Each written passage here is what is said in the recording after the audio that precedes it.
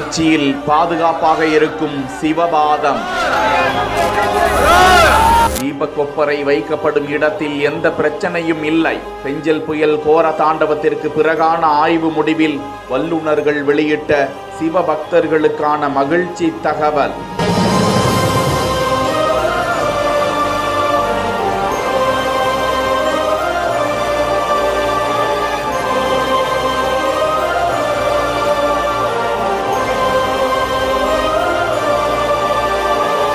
திருவண்ணாமலையில் பெஞ்சல் புயலின் கோர தாண்டவத்திற்கு கோவில் சுற்றுச்சுவர் இடிந்து சரிந்து மண் சரிவு ஏற்பட்ட நிலையில் 7 பேர் பரிதாபமாக உயிரிழந்த நிலையில் வருகின்ற 13ஆம் தேதி தீப திருவிழா அங்கு நடைபெறவிருக்கும் நிலையில் மண் சரிவு, தேங்கியிருக்கும் பாறைகள் மீதான அச்சம் என பல்வேறு கட்ட ஆய்வுகளில் வனத்துறை அதிகாரிகள், பேரிடர் மீட்பு குழுவினர் ஈடுபட்டிருந்த நிலையில் திட்டமிட்டபடி திருவண்ணாமலை மகாதீபம் நடைபெறும் என்றும் இன்று முதல் 9 நாட்களுக்கு பள்ளிகளுக்கும் விடுமுறை விட்டு திருவிழாவை முன்னிட்டு 16,000 போலீசார் பாதுகாப்பு பணியில் ஈடுபடுத்தப்பட உத்தரவிடப்பட்டிருக்கிறது.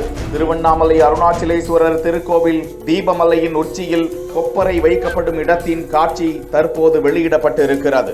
2668 அடி உயரம் கொண்ட மலை உச்சியில் அண்ணாமலையார் பாதமுள்ள கொப்பரை வைக்கப்படும் இடம் பாதுகாப்பாக உள்ளது என புவியியல் வல்லுநர்கள் தெரிவித்துள்ளனர். மலையின் தற்போதைய நிலை, பாறைகள் மற்றும் மண்ணின் தன்மை குறித்தும் ஆய்வில் ஈடுபட்ட அவர்கள் பாதுகாப்பாக இருக்கிறது என தகவலை தெரிவித்திருக்கிறார்கள். கார்த்திகை தீப திருவிழா வரும் 13ஆம் தேதி சிறப்பாக நடைபெற இருக்கிறது.